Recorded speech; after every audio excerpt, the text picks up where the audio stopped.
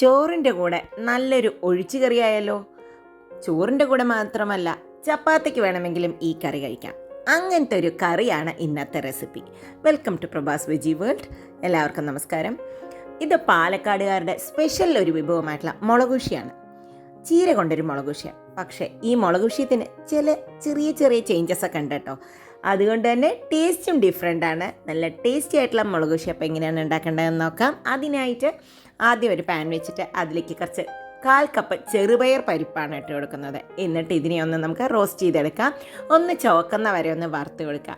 ഇങ്ങനെ മുളകുശി ഉണ്ടാക്കുമ്പോൾ നല്ലൊരു ഡിഫറെൻ്റ് ആയിട്ടുള്ള ഒരു ഫ്ലേവറും ടേസ്റ്റും കിട്ടും. കണ്ടോ, ഇതൊന്ന് ചെറുതായിട്ട് ചുവന്നിട്ടുണ്ട്. ഇത് ഓഫ് ചെയ്തൊന്ന് തണുക്കാൻ വെക്കാം.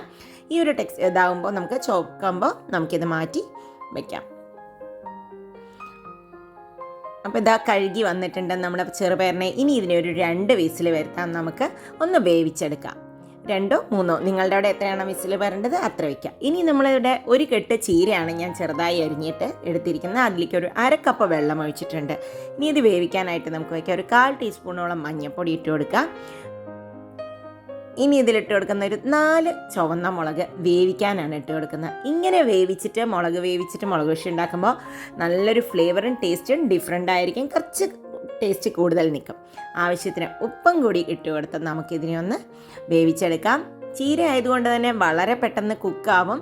ഇനി ഇതിലേക്ക് ആ വേവിച്ച് വെച്ചിട്ടുള്ള പരിപ്പിനെയും കൂടി ഇട്ട് കൊടുത്തിട്ടുണ്ട്. ഇനി ഇതൊന്ന് തിളക്കട്ടെ.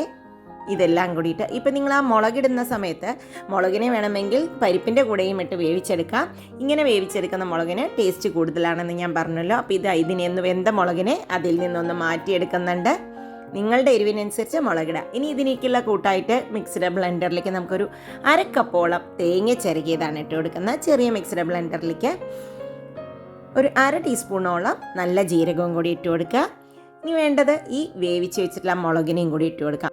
മുളക് വിഷയത്തിൽ അധികം മസാലകളൊന്നും ഉണ്ടാവില്ല. ഇനി നമുക്കിതിലേക്ക് കുറച്ച് വെള്ളം ഒഴിച്ചിട്ട് അരച്ചെടുക്കുക. ഒരുപാട് നൈസായിട്ട് അരച്ചെടുക്കരുത്. കുറച്ചൊരു തരിയോടുകൂടി അരച്ചെടുത്തിട്ട് വരാം. നമുക്ക് ഇതാ അരച്ചെടുത്ത് വന്നിട്ടുണ്ട്. ഒരുപാട് തേങ്ങ ഇടണമെന്ന് ആവശ്യമില്ല ഇതിന്. അപ്പം നന്നായിട്ട് ആ പരിപ്പും നമ്മുടെ ചീരയും കൂടി വെന്ത് വന്നിട്ടുണ്ട്. ഇനി ഇതിലേക്ക് അരച്ച് വെച്ചിട്ടുള്ള കൂട്ടിനെയും കൂടി നമുക്ക് ഒഴിച്ച് കൊടുത്ത് ആവശ്യത്തിന് വെള്ളവും കൂടി ഒഴിച്ചു കൊടുക്കുക. അതിലേക്ക് പാകത്തിന് വെള്ളം ഒഴിച്ചിട്ട് മിക്സ് ചെയ്യുക. ഇതിപ്പോൾ ചപ്പാത്തിക്കാണ് നിങ്ങൾ കഴിക്കുന്നതെങ്കിൽ ഒരുപാട് വെള്ളം വേണ്ട. സാധാരണയായിട്ട് ഇപ്പോൾ കുറച്ച് കട്ടിയായിട്ടുള്ള കറി വേണമെങ്കിലും കഴിക്കാം. അതല്ല, ചോറിൻ്റെ കൂടെയാണ് ഇത് കൂടുതലായിട്ട് നമ്മൾ മുളക് കൃഷികളൊക്കെ കഴിക്കാറ്. ഇതാ മിക്സ് ചെയ്തിട്ടുണ്ട്. ഇതൊന്ന് തിളക്കട്ടെ. ജസ്റ്റ് ഒന്ന് തിളച്ചാൽ മതി. ഉപ്പ് കുറവായിരുന്നു, അപ്പം ഞാൻ ആവശ്യത്തിന് ഉപ്പിട്ടിട്ടുണ്ട്. ഇളക്കി ഒന്ന് നമുക്ക് തിളയ്ക്കാൻ വെക്കാം. ഒരുപാട് നേരം ഈ തേങ്ങ ഇട്ടിട്ട് തിളയ്ക്കാൻ പാടില്ല. ജസ്റ്റ് ഒന്ന് തിളയ്ക്കുന്നത് വരെ മാത്രം ഒന്ന് വെയിറ്റ് ചെയ്യാം. അപ്പോൾ ഇതത് കണ്ടോ, ഒന്ന് തിളച്ച് തുടങ്ങിയിട്ടുണ്ട്. നന്നായി ഒന്ന് തിളച്ച് ഇത് ഓഫ് ചെയ്യാൻ പോകണം. നമ്മൾ ഓഫ് ചെയ്യുന്നതിന് മുമ്പായിട്ട് സാധാരണ മുളക് വിഷയത്തിൽ എണ്ണ തൂവുകയാണ് ചെയ്യുക. അപ്പം നമുക്ക് കുറച്ച് വെളിച്ചെണ്ണ ഒഴിച്ചത് അങ്ങനെ ഒന്ന് തൂവിക്കൊടുത്ത് വേണമെങ്കിൽ കുറച്ച് കരിവേപ്പിൻ്റെലും കൂടി അതിലിട്ട് കൊടുക്കാം. ഞാൻ ഇതിൻ്റെ കൂടാതെ വേറൊരു കാര്യം കൂടി ചെയ്യുന്നതിൻ്റെ കുറച്ച് ഫ്ലേവർ കൂടാനായിട്ട് ഒരു പാൻ വെച്ചിട്ട് അതിലേക്ക് ആവശ്യത്തിന് വെളിച്ചെണ്ണ ഒഴിച്ച് കൊടുക്കുക. ഒരു 2 ടീസ്പൂണോളം വെളിച്ചെണ്ണ ഒഴിച്ച് കൊടുത്തിട്ടുണ്ട്. വെളിച്ചെണ്ണ ഒന്ന് ചൂടാകുമ്പോൾ നമുക്ക് കുറച്ച് കടുക് പൊട്ടിച്ച് കൊടുക്കാം. കടുക് നന്നായി പൊട്ടുമ്പോൾ നമുക്കൊരു 2 ചുവന്ന മുളകിനെ കൂടിയിട്ട് ഇട്ട് കൊടുക്കണം. കട്ട് ചെയ്തിട്ടിട്ട് എടുക്കുക. മുളകും ഒരു ലേശം ഒരു 1/2 ടീസ്പൂണോളം ഉഴുന്ന് പരിപ്പാണ് ഇട്ട് കൊടുക്കുന്നത്. ഇനി ഇതിലേക്ക് കുറച്ച് അത് രണ്ടും ചൂടായി വരുമ്പോൾ നമുക്ക് കുറച്ച് കരിവേപ്പിൻ്റെ ഇലയും കൂടി ഇട്ട് കൊടുക്കാം. ഇത് മാത്രം വേണമെങ്കിലും വറുത്തിടാം.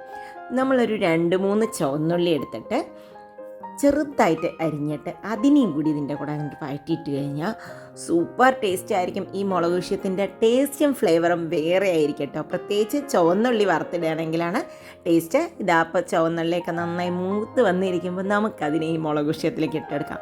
ഇപ്പോൾ ആ ഫ്ലേവർ നിങ്ങൾക്ക് ഒരു ഡിഫറെൻ്റ് ആയിരിക്കും ഇങ്ങനെ ചുവന്നുള്ളി ഇട്ട് കൊടുക്കുമ്പോൾ.